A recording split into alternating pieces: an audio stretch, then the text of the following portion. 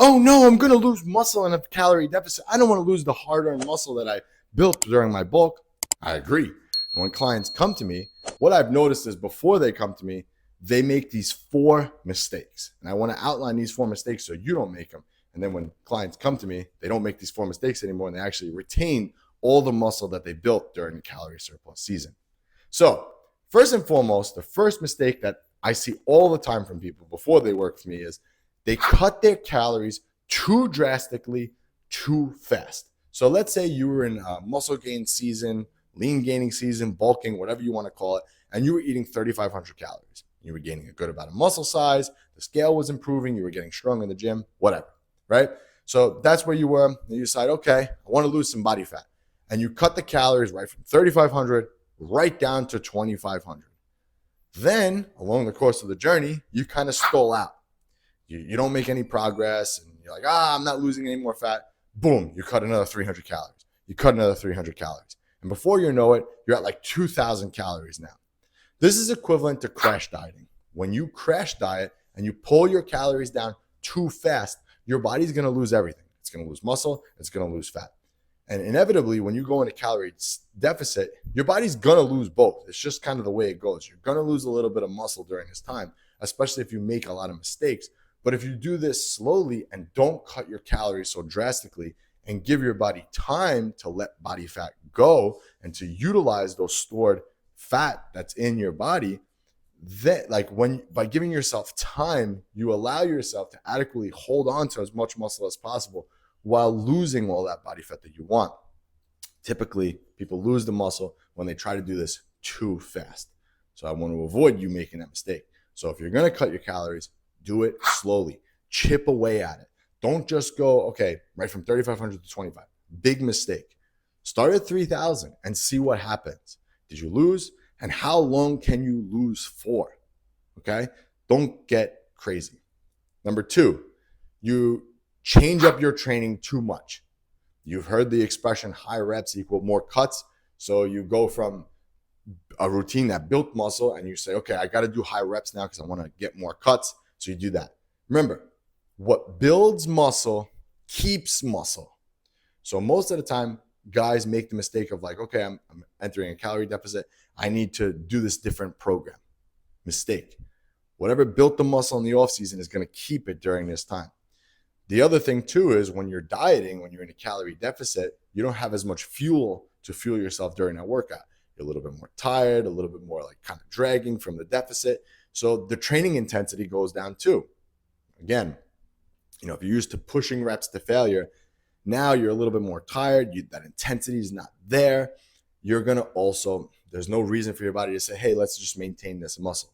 Okay, it's not. So you got to try to keep that intensity up. Train the same way you did when you were in a surplus. You also, some people, what they do is because they're so tired, they use too many machines. They just alter their program that they're on too much, basically, is what I'm trying to say. You go from, the program that built all this muscle to something totally different that's not necessary. Just keep that in mind. What built the muscle in the first place will maintain it the best during the cut. So when I go from a calorie surplus to a calorie deficit, training-wise, nothing changes. If you followed me around the gym, my training intensity is still there. Everything is the same. The only difference is the diet. That's the only difference. The calorie levels that I'm eating. That's the only difference. And that should be the same with you. Because remember, what built muscle will retain it the best. All right. Number 3, most people pull carbs out completely or too fast.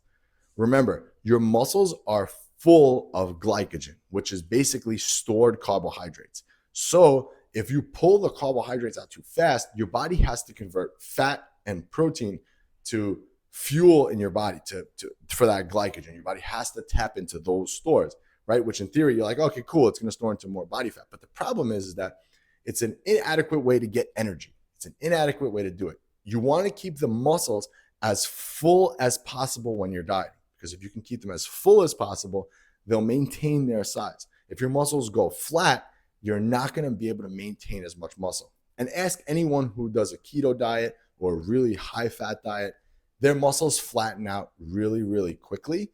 And they will tell you that if they switched and added a little bit more carbohydrates, they would be able to retain a little bit more muscle.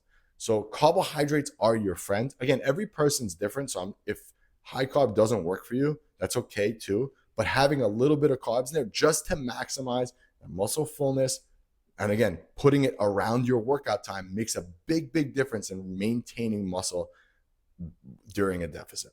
All right. And the fourth way is you're adding in too much cardio too fast. Typically, we associate dieting, calorie deficit, cardio. We associate those two together, right?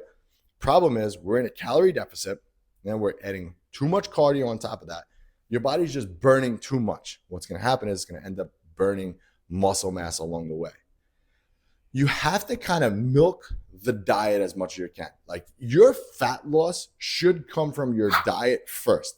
And then when you've done what you can and you've exceeded the limits, like let's say, you started at 3,500, 3,000 calories in the example I gave before is your starting deficit.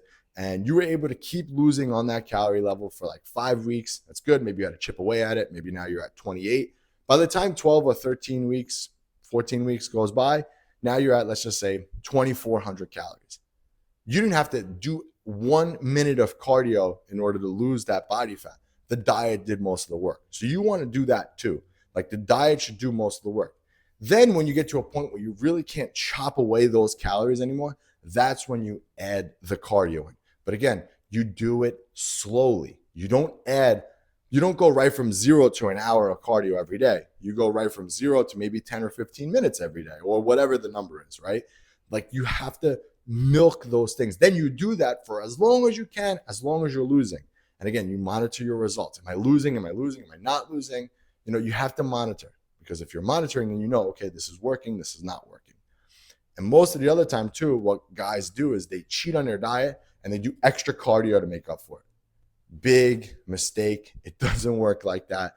You can't do that. You're probably better off just actually cheating on the diet and then just going right back to it. You might be able to maintain a little bit more muscle doing that, but that's a whole nother story for another day. But those 4 things are typically what kill muscle during a calorie deficit.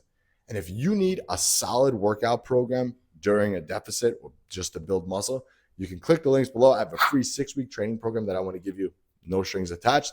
I just want to help you to build more muscle and avoid all the mistakes that I made along my 20-year journey, all right? This was Anthony, and I'll catch you boys on the next one.